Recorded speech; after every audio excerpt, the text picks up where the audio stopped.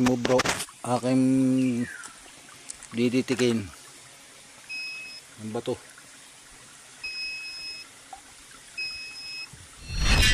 Okay, hello at kumusta po mga katets. So, wag po kayong magtaka kung bakit nasali dito sa page natin ang electronics gadget. No? Si Katets po ay inamin po niya na mahilig po siya sa treasure hunting at napabili siya nitong locator. Ngayon, nagpapatulong si Katets kung may laman ba itong bato kasi inikutan po ng kaniyang electronics locator. So, mga Katets, kapag ganyan na nasa surface na nakikita na natin kahit wala tayong gamit na locator o detector, no, kuha ka lang ng maraming panggatong dyan, gatungan mo hanggat mabiak yung bato, no, sunugin mo tapos buhusan mo ng malamig na tubig, pukpukin, mabiak yung bato, makita natin kung ano yung laman, kung may laman ba o wala. Ngayon, tungkol sa detector na ginamit, ang IKS kasi originated niyan is mga gold nuggets ang hinahanap, no? So posible na kapag mayroong pino na ginto, nakapag-react pa rin ang IKS ng malakas na reaction. Isa pa sa problema dito yung pirated yung IKS natin kasi ang original ng IKS ay Germany yata. So kapag galing China, hindi naman sa sa China, basta galing doon, minsan ay sasablay ang mga IKS. Ngunit mga katets, nais ko po itong ipaabot sa karamihan, no? Lalong-lalo na sa mga gumagamit ng mga ganitong gadget at kahit manual, walang monitor. Pagbiak natin sa bato, wala tayong makikitang gold. Mayroon akong client dati, taga Davao, no? 2017 yata. Nakuha nila is kasing laki ng pinakamalaking bunga ng langka sa ilalim. Sinunog nila, biniak, at ang sabi niya sa akin is mayroong pine or pino na ginto. So ang dating sa bato ay bullmel, no?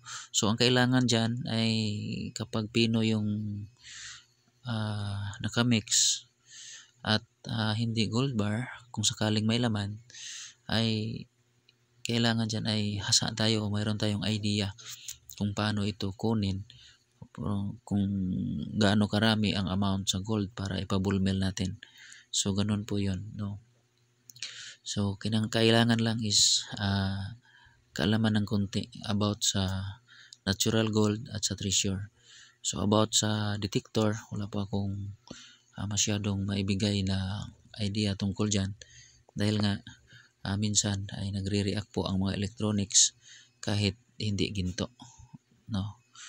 So yan po ang isa sa dahilan kung bakit yung may mga electronics locator dati ay nag-order sa atin ng manual. Okay, so ulitin ko din na mayroong mga bato na mayroong natural gold, at kapag ang bato ay may porma, biyakin na natin, no? Kasi ang pinaka-purpose talaga kung bakit mayroon tayong locator, mayroon tayong gold detector, the main purpose dyan mga katits is to locate, no? Mahanap natin ang right digging spot. Pero pag ganito na nakita na natin, biyakin na natin yan, no? Biyak na. Then titingnan natin, gamitin natin yung skills natin para malaman natin kung ano yung nasa loob o anong klaseng minerals. Pyrites, quartz, may halong kunting ginto. Kung bakit malakas yung hatak sa detector natin, ay posible na yan po ay nakadesign na pang gold nuggets. Okay? So ang problema dyan, umiikot siya kahit walang mix na ginto. Yun ang problema, no? So yun lang po. Biyakin mo na katits, tapos kung may metal detector, mas maigi pag nakita na katulad nito, nakita mo na, wag na locator gamitin mo, metal detector na. Pag tutunog ng malakas ang metal detector, ibig sabihin malaki yung laman. Pag ang sabi ng metal detector ay tit tit tit, maliit lang yan, posibleng minerals, makikita mo naman may gauge naman yung metal detector. Pero pag ganito, ang purpose nito para malaman mo kung saan ka banda maghukay. Ngayon, hindi man yan nakalibing, so biyakin mo na yan, katayats. So siguro hanggang dito na lang. And then may marami ka pang video, bigyan natin ng pansin yan. At saka bago pa tayo magpaalam, ang gusto ko lang po sabihin sa mga gustong magpadikod kahit hindi galing sa atin yung gadget ninyo, give and take na lang po tayo mga katets, no? Hihingi na lang ako ng follow and then share and comment. Yun lang para marami din tayong matulungan, no? Ganahan pa tayong gumawa ng mga video kahit hindi natin client, no? Open na po tayo sa lahat na gustong magpatulong kahit scanner yung gamit mo, no problem.